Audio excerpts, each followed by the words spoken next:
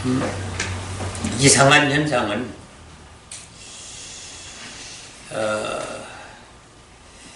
이 설교가 잘 되지 않고 있다는 사실과 그리고 해석이 되어진다 할지라도 온전하고 완전한 해석이 아닙니다. 모든 성경이 지금 해석상의 문제가 이건데 특히 이 마태복음 25장은 대단히 중요한 장입니다.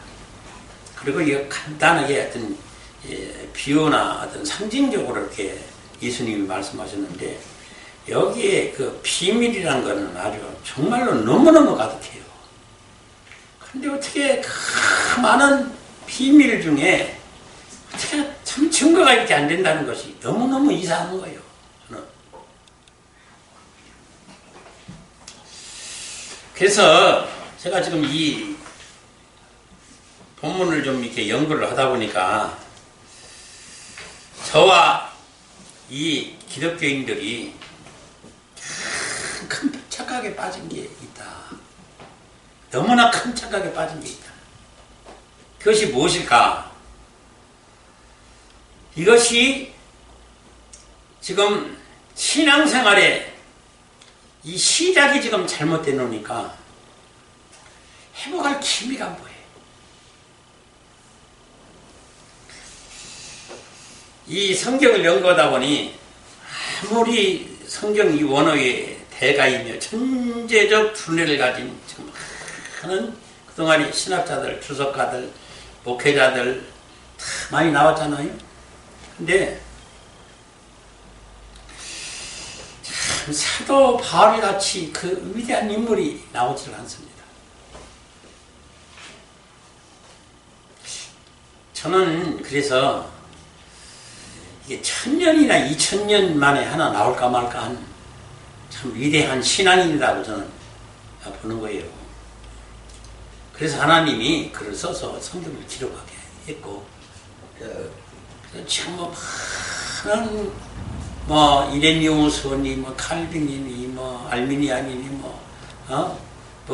저빙길이 얼마나 많은 지금 루터니 신학자들이 지금 나왔습니다. 근데 이들이 가진 그 이 지식이 사도 바울의 1000분의 1도 안 됩니다.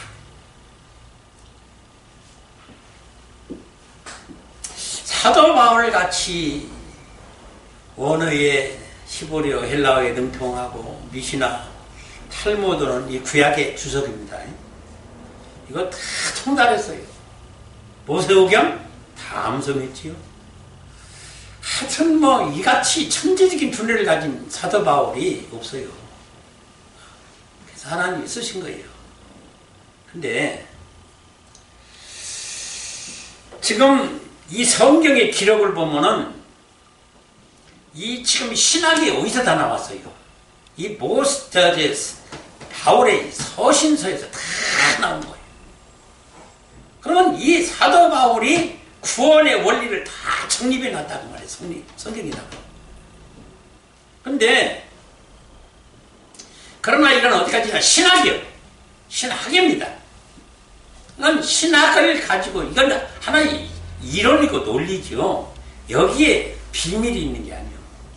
그러니까 이 자체를 지금 깊이 연구를 해야 되는데 묘하게도 이 사도 바울이 기록할 때에 핵심적인 걸 전부로 지금 비밀로 있어요.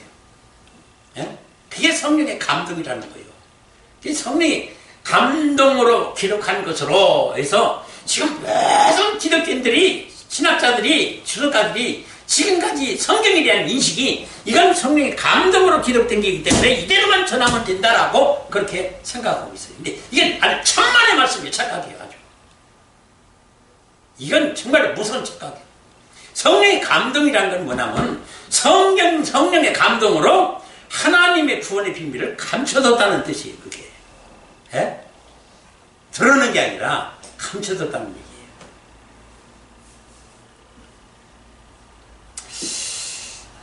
그 중에 저도 좀 늦게 깨달은 게 있어요. 그게 뭐냐면은 이게 핏값으로 우리가 구원의 빚을 졌다는 사실은 저도 굉장히 늦게 깨달았습니다. 근데 이게 이렇게 큰 비밀이고 큰 이게 착각인 줄을 몰랐어요. 지금 제가 그렇게 많은 사람들을 만났잖아요. 대한민국에 내놓으라는 신학자들이나 목회자나 뭐 신학교 총장들이나 안 맞는 사람이 없이 거의 만났어요. 그러면서 대화 중에 이 핏값에 대한 진빚이 있다는 사실을 알고 있는 이가 없었어요. 없었습니다. 이 핏값이 우리가 지금 구원에 진 빚이라고 하는 사실을 아는 이는 거의 없어요. 근데 이게 왜 그렇게 중요하냐? 어? 왜 이렇게 중요한 거예요, 이게 빚이? 이 빚을 안 가보면 후원이 없기 때문에. 이거는 꿈에도 생각을 못하고 있는 거예요, 지금 기독교인들이. 에? 이 빚을 갚지 아니하면 후원이 없다는 사실. 그러니까 이런 것을 제가 만나는 학자마다, 목회자마다 얘기할 적에 깜짝깜짝 또 놀라는 거예요. 놀래도, 아, 그런 신비로운 비밀을 발견했습니까? 그러면 저도 좀 알려주십시오 하는 게 아니라, 뭐 그런 것이 있습니까? 뭐 그런 것이 있습니까? 우리는 이미 다 구원 받았지 않습니까? 그것이 뭔 필요가 있겠습니까? 예수님이 다 갚았지 않습니까?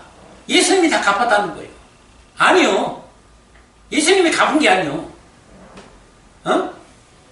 핏값을 주고 십자가의 핏값, 십자가의 주에 이 핏값이 아니면 우리가 속죄 받을 길이 없는 거예요. 속죄를 못 받으면 구원도 없어요. 주님과 결혼도 없어요. 결혼이 없으니 하나님 아들의 잉태와 해산도 있을 턱이 없는 거예요. 근데 이 비밀이 전부가 막힌 것이 이유가 바로 이 사실을 모르기 때문에 지금 이게 연기가 확 지금 막혀 있는 거예요.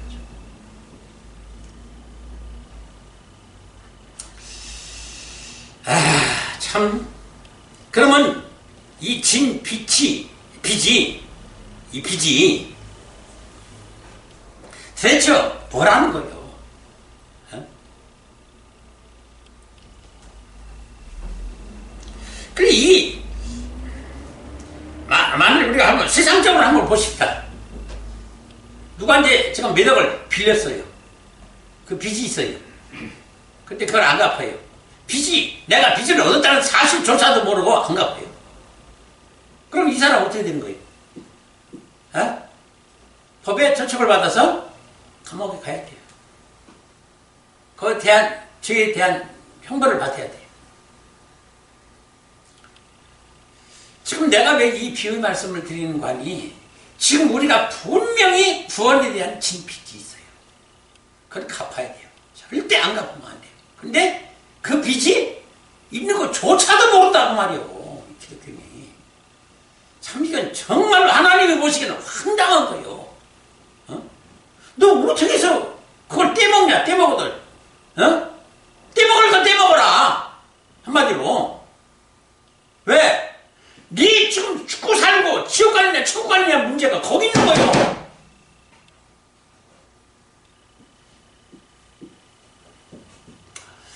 그래서 우리가 지금 이제 뭐 어지간히 어느 교회든지 지금 보이지 신학이라고는 신학교 안 가도 목사님들이 다 가르쳤어요. 지금 가르쳐서 아는데 그래서 뭐 칭의 구원, 성화 구원, 영화 구원이 있다는 사실, 과거 구원, 현재 구원, 미래 구원이 있다는 사실을 다 알아요. 이 구원의 시제가 있다는 이걸 시제라고 그래요. 그러니까 이 구원의 칭의, 성화, 영화라는 이것이 그 중에 셋 중에 칭의가 빠지든지 성화가 빠지든지 영화가 빠지든지 그 중에 하나만 잘못해도 구원이라는 건 있을 수가 없어요. 그래서 이거를 구원의 시제에 삼위일체라는 거예요. 그러니까 세 가지가 하나가 연합이 돼서 하나가 돼야지 하나라도 빠지면은 성취를 못해요. 성공이 안 돼요. 완성이 안 돼요. 그렇기 때문에 삼위일체라는 말이 하나님의 성부, 성자, 성령에 대한 삼위일체만이 아니라 세상에서도 삼위일체라는 말을 많이 써요.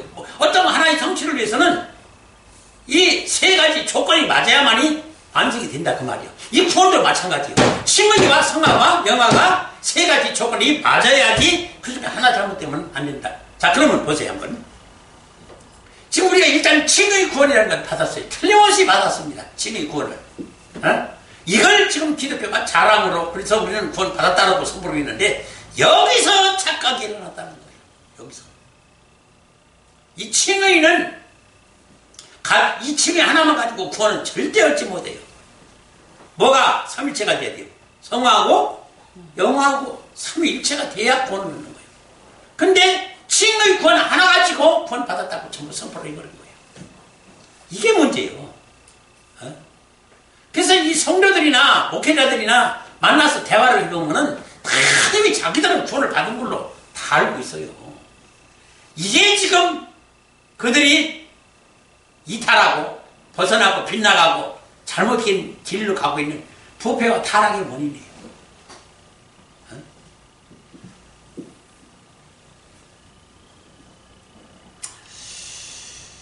우리가 지금 늘 저희의 이 구원의 원리 가운데는 하나님과 예수 그리스도와 우리가 결혼하지 아니하고서는 우리에게 구원이라는 것은 있을 수가 없다. 이 결혼이라는 것이.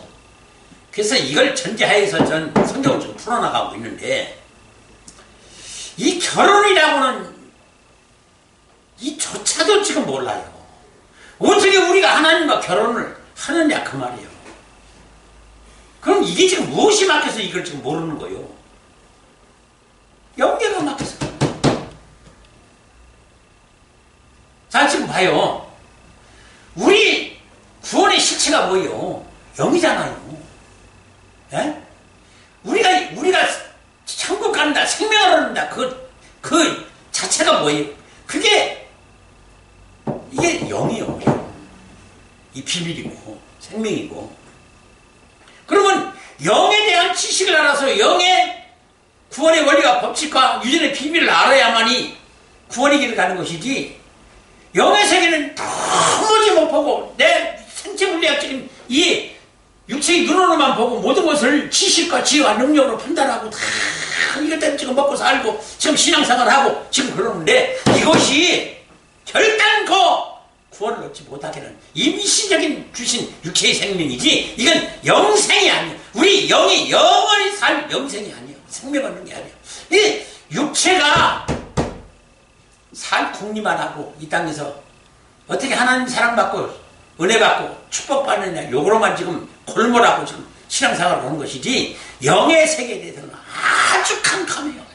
아주 이렇게 무지할 수가 없어요, 세상에. 그런데다가 이 구원은 뭐예요? 우리 스스로는 절대 할 수 없는 일이에요. 예? 사도 바울 같이 지금 천재들, 참 천재들 보면 신비로워요. 저도 어떻게 배우지도 않았는데 어떻게 그 피아노 건반 내음 다섯음 갖다 딱 한꺼번에 누르면 그것이 어떤 의미인지를 그 절대 음감을 가지고 다 맞춰내는 거구나. 그런 천재가 어디 있어요? 우리는 하나둘 도 하나 눌러도 그게 도인지를 잘 모르겠는데, 5개를 한꺼번에 눌러도 그게 어떤 의미인지를 다 알아요. 이런 부분들을 우리가 상상도 못할 부분인데, 이것이 육체의 세계에서도 그런데 영의 세계에서는 더 말할 것도 없다고 말이야. 신비로운 거야. 이걸 알면은요, 정말로 신비롭습니다. 영계를 알면은. 근데 이건 지금 도무지 못 봐요. 그리고 이 영계를 보지 못하는 나는 구원의 길을 갈 수가 없어요. 그렇기 때문에 이 해석과 설교를 들어야 우리가 사는 거예요. 근데 안 들어요. 들으려고 하지도 않아요. 이건 몰라도 된다는 거예요. 우리는 구원 받았다는 거예요.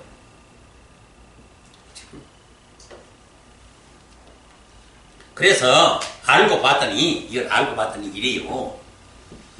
칭의 구원이라는 것은 분명히 하나님이 전적인 은혜를 했어요. 주님이 십자가에 죽고 무덤에 들어갔다 부활하신 그 피의 공로, 주님이 내 속죄를 위하여 당하신 희생 제물이 되고 부활하신 그 모든 사건이 결국은 우리가 속죄받고 구원 얻을 수 있는 그 은혜를 하나님이 해주시고 그 피값을 치르고 우리를 산 거예요.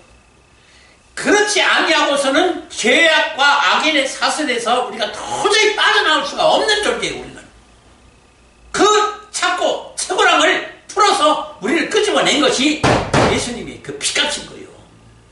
그러면 그 피값을 주고 우리를 샀으면은 그때 산 당시에 우리 존재가 처녀라는 칭의 구원을 받은 영적 존재가 처녀예요.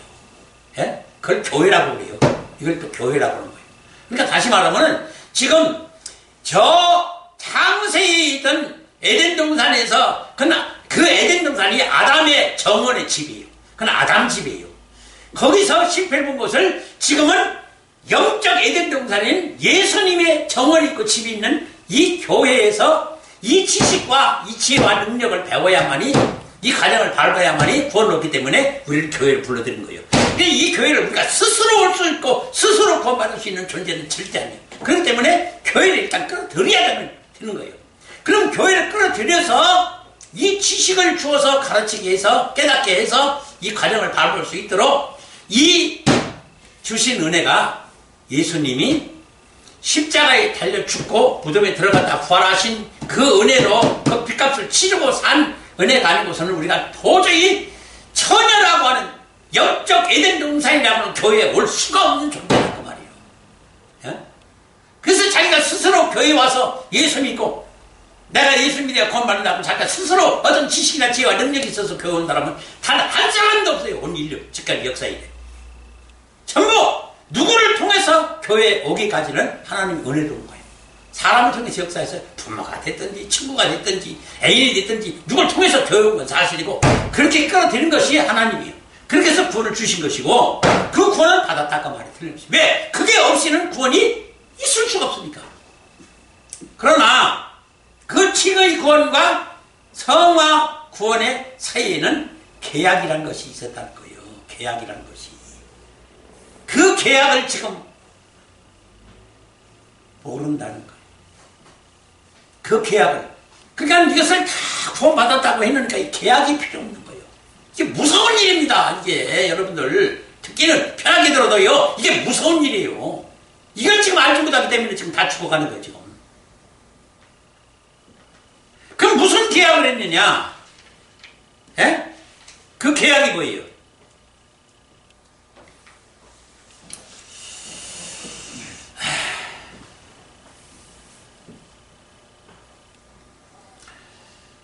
이 구약의 이스라엘 민족은 어떻게 해서 하나님이 애굽의 사슬에서 건져내었어요. 자, 그때 당시 뭐 210만이라고도 230만이라고도 하고 각 학자들마다 조금 좀 분분이 다른데 그 많은 무리가 애굽의 바로의 사슬에서 벗어난다는 것은 기적이 일어나지 않는 한은 절대로 못 나와요. 그만큼 애굽의 그 제국이 강국이었어요. 그리고 무기 하나 들려줄 수 없는 노예 생활을 착고에 매가지고 노예 생활을 하고 있었어요. 이스라엘 민족이. 그러니까 도대체 싸울래야 싸울 수가 없어요. 해방될 이 자유를 얻고 해방을 얻는다는 것은 꿈도 못 꿔요. 그런 이스라엘 민족을 그 쇠사들을 끊고 한꺼번에 나올 수 있도록 만든 것이 하나님이에요. 예? 전쟁을 해서 이겨도 나오기도 힘들었는데 전쟁 무기 하나 안 썼어요. 봐요. 우리가 그 역사를 보잖아요. 그러고서는 9가지 재앙을 뽑아서 애굽이 다 망하게 되었고 이제는 다시 일어날 수 없는 그 제국의 멸망받은 것이 지금까지 이집트가 저렇게 초라한 나라가 된 것도 지금까지 지금 여파가 있는 거예요. 예? 얼마나 하나님 치셨으면. 그러고 나서는 그래도 안 놓는 거예요. 이것이 어떤 근성이냐? 이게 사단의 근성이요. 이게 마귀의 근성이에요. 마귀는 한번 문 거를 절대로 자기가 죽는 한은 절대 놓지 않아요. 예? 그걸 아셔야 된다고. 그걸 놓을 수 있는 것은 유일하게 그 머리를 쳐서 죽여야 되는 거예요. 예수님이. 이게 그 사단 마귀 머리를 쳐서 죽인 사건이 예수님이 십자가 사건이에요. 사단은 예수를 죽여야 된다고 해서 죽였지만 예수님이 뒤꿈치만 살짝 상하게 하고 예수님이 죽음으로써 사실은 사단의 왕국이 무너져 버린 거예요. 그래서 우리가 사단을 이길 수가 있는 권세가 여기 있는 거예요. 뭐 우리가 무슨 힘이 있어서 이기는 거 아니에요. 착각 그러지 말아요. 그래서 우리에게 그 권세와 피해 능력으로 우리를 사서 우리를 죄인과 악인을 처녀로 만들어줬단 말이에요. 영적 의인으로 만들어준 거예요. 근데 의인이 아닌데 우리를 칭의라는 거예요. 우리를 의롭게 여기셨다고 말이에요. 근데 의로 여기시고 처녀로 교회로 불러주셔서 우리를 구원의 시작을 하게 한 것이 칭의 구원이라는 거예요. 이것을 신학적인 논리로서 의롭다 하심으로 우리가 과거 구원의 시작을 하기 위해서 우리를 구원 얻었다 이렇게 얘기를 하니까 전부 이것을 구원 얻은것으로만 얘기를 했지 이 다음에 이후에 성화 구원에서 하나님과 나와의 계약이 성립이 되었다는 사실을 모르는 거예요. 그럼 어떤 계약이 성립됐느냐? 자, 칭의구원에 보니까 어떻어요? 칭의구원에 보니까 하나님 무슨 조건을 우리에게 걸던가요? 이 구원의 시작을 하게 때 우리에게 뭔 조건을 걸었어요? 어느 한 가지 티끌만한 조건 걸 것이 없어요. 너 구원시키는 게 뭘 갖춰라 조건을 어떤 뭐 공로가 있어야 된다 하고 무슨 공로를 얘기한 것도 없고 이런 믿음이 있어야 구원받는다라고 믿음 얘기한 것도 없고 우리에게 어떤 행위를 요구한 것도 하나도 없어요. 예? 근데 이거 가지고만 구원받았다고 지금 온 천지가 지금 기독교가 난리인 거예요. 근데 이게 착각이요. 착각이요. 이게 아니요. 자, 그럼 이스라엘 민족을 보자고 말이요. 그게 이스라엘 민족을 애굽의 바로의 착고에서 건져내서 어디로 이끌어냈어요? 광야교회지요? 그 광야교회가 이게 영적 에덴 동산이에요.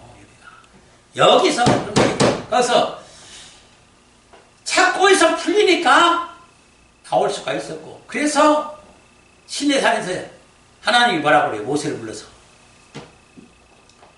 이제 네 백성과 나와 언약을 해야 되겠다. 그런데 이 언약을 너희들이 지킬 수 있느냐 하는 조건을 뭐를 지시냐면 십계명에 계명을 주고 성막을 주고 율법을 줬죠. 자, 그래서 너희들이 이것을 지킬 수 있느냐고 네 백성에게 묻고 와라. 그래서 지킬 수 있다라고 하면 내가 너희를 광야에서 가나안으로 갈 수 있도록 내가 지켜주고 모든 것을 해주겠다. 그런 약속을 하고 난 다음에서야 그들에게 역사하기 시작했지. 그냥 일찌감치 버렸어요. 근데 모세가 가져갔더니 뭐라고 했어요? 백성들이 우리가 그 언약을 지키겠습니다. 가나안에 가서 그들이 생각하는 것은 이 땅에서 얻을 영화, 기쁨, 충만 사랑, 은혜, 축복으로 다들 여기서의 누릴 영화만을 생각하고 그렇게 하겠습니다 했는데 이 성례를 몰랐던 거예요. 모세도 이스라엘 백성도 착각 속에 얼마든지 지킬 수 있다라고 생각하고서는 지키겠습니다 하고 계약하고 언약을 했는데 사실은 지켰어요? 안 지켰기 때문에 광야에서 다 죽었어요.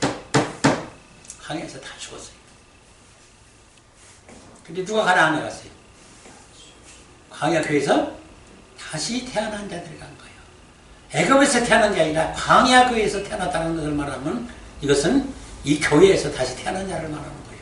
그게 영적인 의미라 이런 것을 감춰뒀기 때문에 이걸 몰라요 지금. 그래서 모르는 거예요. 그래서 그들을 건져내야 하는데 그 언약이 그게 계약이에요. 그게 계약이에요. 근데 그것이 이스라엘 민족에게만 있는 계약이 아니라 우리 신약시대에 우리 모든 기독교인들에게도 하나님이 이런 계약을 했다는 거예요. 계약이 이 사실을 분명히 가르쳐줬어야만 했다고 말이에요. 그것도 기독교에 입문해가지고 예수 믿기 시작했으면 처음부터 이걸 가르쳐야 됐어요. 처음부터. 예? 우리는 계약에 있는 자로서 이 계약을 얻으면 이 계약이 파기되면 시행과 이행을 안 하면은 우리는 구원도 날아가고 실패보고 우리는 천국에 절대 갈 수 없느라는 아주 청천벽력 같은 이 경고를 했어야 된다 그 말이에요. 근데 이걸 들은 자가 없어요. 지금. 성경은 엄연히 있는데도 불구하고. 예? 자, 오늘 내가 이 본문을 택한 이 마태복음 25장 1절로 13절의 말씀이 뭐예요? 예? 열천의 비유가 뭐예요? 이게 지금 이스라엘이나 유대나 지금의 기독교인들 모든 역사에 이래 지금 하나님을 경외하고 메시아를 믿고 예수를 믿었던 모든 존재들을 말하는 거예요. 여기 열천여 비유라는 것은 열이라는 것은 전체를 말하는 거예요. 어?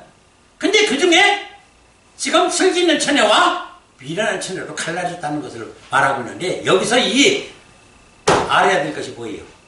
여기서 알아야 될 것이 뭐예요? 슬기 있는 처녀와 미련한 처녀가 왜 갈라졌느냐는 거예요. 왜 갈라졌느냐? 그래서 슬기 있는 처녀는 무엇을 했다는 거예요? 그렇죠? 기름이 예비되고 준비되어 있었다는 거예요. 그럼 기름이라고만 했지 다른 얘기가 없어요. 그래서 몰라서 전하지 않는 거예요. 근데 그 기름이라고 하는 그 비밀 속에 엄청난 것들이 있어요. 근데 그걸 발견을 잘 못하는 거예요. 그러면 이 미련한 처녀는 뭐예요? 기름이 말라갔다. 그러면 이 기름이 말랐다는 이 의미를 굉장히 지금 우습게 생각하는 거예요. 지금 기독교인들이. 왜 그래요? 왜 그래요? 구원을 얻었다 보니까 별 관심이 없어요.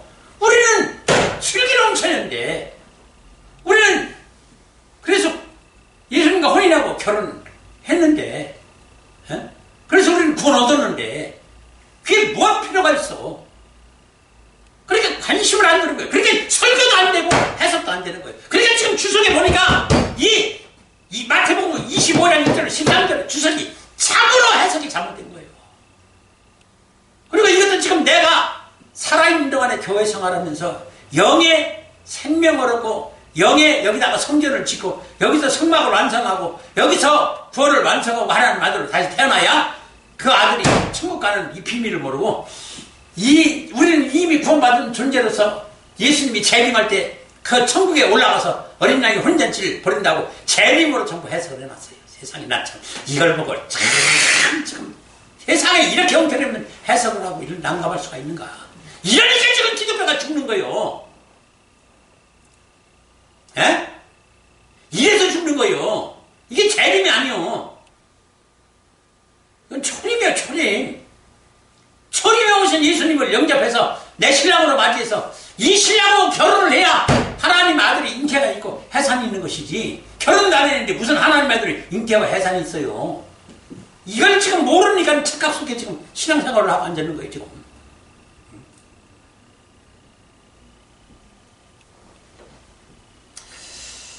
그래서 이스라엘 민족을 구약에서 보면 우리가 많은 부분 중에 시온의 딸 처녀라는 얘기가 참 많이 나옵니다. 왜 그런지 아세요? 예? 그 딸 처녀 시온의 딸이라는 것이 뭐예요? 결혼을 예비한 처녀를 말하는 거예요. 그러면 이 처녀는 분명히 제가 늘 말씀드렸지만 뭐예요? 주님과 결혼한 것이 아니라 결혼을 예비하고 장차 주님과 결혼할 수 있도록 이 결혼을 정한 것뿐이지 실제 결혼한 게 아니에요. 근데 이걸 지금 이스라엘이나 유대나 지금 기독교인들이나 모든 착각부터 받는 거죠. 지금 이 처녀라고는 존재는 아직 시집을 안 간 존재요. 주님과 이 정원만 있어요. 정원이라는 것을 늘 말씀드렸죠. 제가 뭐라고 그래요? 예? 시집 안 간 처녀예요. 결혼을 앞둔 처녀예요. 그래서 그 조건, 계약 조건이 뭐예요? 이 계약 조건이 신부로 아름답게 단장해라. 신부로 아름답게 단장해라. 이 신부로 아름답게 단장하라는 것이 뭐냐면 그래야 주님과 결혼이 된다는 거예요. 다시 말씀드리면은 내가 너희를 피로 값주고 샀지만은 죄와 악인으로서의 그 죄와 악이 없어진 건 아니다. 그냥 내가 그 신분과 기회를 주고 천으로 예수님과 결혼할 수 있는 조건을 만들어 주고 그 피로 내가 샀기 때문에 의인은 됐지만은 의인의 죄와 악이 없어지진 않고 이게 속죄받은 게 아니기 때문에 이 너를 의인으로 부르지 아니하고서는 교회에 들어올 수가 없고 처녀가 될 수도 없고 결혼 상대자가 될 수도 없는 그런 존재이기 때문에 주님과 결혼할 수 있는 모든 조건을 마련해주고 회개할 수 있는 조건을 마련해주고 속죄받을 수 있는 조건을 마련해주고 모든 조건이 있는 교회를 불렀다 그 말이에요. 그러니까 교회 와서 할 일은 뭐예요? 신부로 아름답게 단장하는 거예요. 근데 이것이 전혀 안 되고 있는 거예요. 전혀. 교회에서 전혀 안 되고 있습니다. 지금.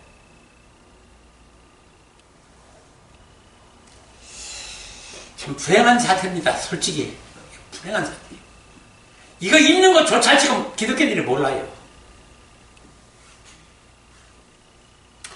안타까워요. 참. 그래서 이 피의 대가, 이 빚진 거, 이 진 빚, 이걸 갚으라는 얘기는 반드시 신부로 아름답게 산장해서 주님과 결혼을 하라는 조건이에요. 그 계약이에요. 이게 안 되면은 결혼 못해요. 결혼 못하면요 새로운 하나님 아들로 거듭나고 새 탄생도 없고 천국도 못 가고 아주 패가 망신하는 거예요. 지옥에 들어가야 되는 거예요. 이게 무서운 거요. 무서운 거요. 그래서 이 칭의 구원받은 다음에 성화구원을 뭐라고 하세요? 빌립보서 2장 12절에 두렵고 떨림으로 구원을 이루라. 왜 두렵고 떨림으로 구원을 이루라고 했을까? 이게 아무나 될 수 있는 게 아니에요. 사실은. 아니 지금같이 지금 기독교에서 말하는 구원을 얻었다고 그러면은 이 성화 구원인데 무슨 두렵고 떨림으로 구원을 이루라고 그러겠어요. 구원을 이미 이뤘는데 그럼 성경하고 틀려 지금. 뭔가가 안 맞잖아요. PT가 지금 안 맞아. 시제도 안 맞고 원리도 안 맞고 법칙도 안 맞고 아무것도 안 맞아요 지금. 근데 왜 이거를 믿어요?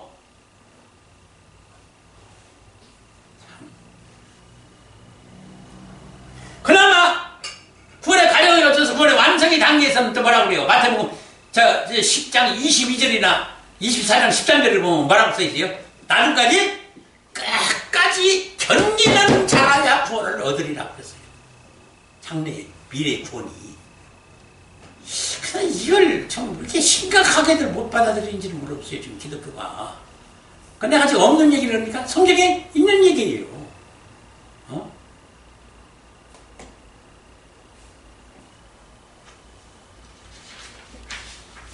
이런 비밀들은 지금 절대 증거가 안 되고 있어요. 참 안타깝습니다. 그 하나님이 장가를 드려야 된다라 보니까 이거 목사님 어디 가서 그런 소리 하지 마세요. 큰일 나요. 쫓겨납니다. 이런 음파 소리 듣고. 근데 내가 지금 성경에 없는 얘기를 합니까? 하나님 장가 드려야 된다는 걸 성경에 있어요 없어요? 분명히 있어요. 호세아서 2장에 16절, 18절, 20절 분명히 있어요. 내가 네게 장가를 들어 하나님 아들을 탄생시키려고 너희를 택했다고 이스라엘 민족을 호세아서 2장에 분명히 기록이 되어 있어요. 이스라엘 민족을 신부로 아내로 삼겠다고 그랬어요. 분명히. 그래서 내가 네게 장가 들리니 성경에 있는 것도 부인을 하고 알지도 못하고 우리 신학시대에는 우리가 처녀로 부름을 받아서 신부로 아름답게 단정해서 주님과 이 신부로 결혼을 해야 되고 결혼해야 하나님 아들의 잉태와 해산이 있을 거 아니에요. 이런 것을 지금 사도 바울의 서신서 보면은요 전부 이 원리를 지금 기록하고 있어요. 이 바울 서신서가 그 원리를 말하고 있어요. 다른 얘기가 아니에요. 결국은 자 마무리합니다. 성경은요 예수 그리스도를 믿음으로 말미암아 구원하는 원리의 한 권의 책입니다. 원래가. 그런 신약과 관련과 이 완성이라는 원리 자체가 창세기는 이 구원의 시작입니다. 사실은. 구원의 시작을 위하여 천지 우주 만물을 창조하고 여기서 이 땅에서 살아야만이 천국에서 할 수가 없었어요. 전지전능하신 하나님이라도 천국에서 할 수가 없었어요. 이 비밀을 이런 걸 몰라요 지금. 그래서 할 수 없이 피조물 세계를 만들고 사람이라는 존재를 여기다가 육체를 입혀서 내보낸 것이 이 사람이 전부 하나님의 신부감들이요. 예? 아내들 존재들이에요. 영으로는. 그래서 하나님이 지체의 영을 보낸 거예요. 근데 이 지체의 영으로 보냈다는 사실조차도 몰라요. 이 답답한 양반들이. 그래서 장가들었다는 거예요. 그래서 다른 허튼 얘기를 한 게 아니에요. 성경이. 그래서 이렇게 하려고 했더니 어떻게 했어요? 아담이 실패를 본 거 아니에요. 그래서 어떻게 해요? 다른 아담을 보내야 돼요. 다른 아담. 다른 아담이 누구예요? 바로 이제 예수님이요. 그래서 이 아담은 실패한 것을 예수님으로는 성취하게 만드는 거예요. 성취하게 만든 거예요. 그래서 예수 그리스도에게서 파생되는 신부여야만이 예수님과 결혼할 수 있고, 그래서 예수님과 이 신부와 결혼해야 거기서 하나님 아들의 잉태와 해산이 있는 거예요. 이 원리는 간단해요. 그런데 이걸 실행하고 이행하기는 정말로 힘들어요. 그래서 이 길 가는 자가 어떻다고요? 마태복음 7장에는 너무너무나 좁은 길이고 좁은 문이라 이 길 가는 자가 없고 협상의 길이고 십자가의 죽음의 길이라 찾는 이도 없고 알고도 못 간다. 알고도.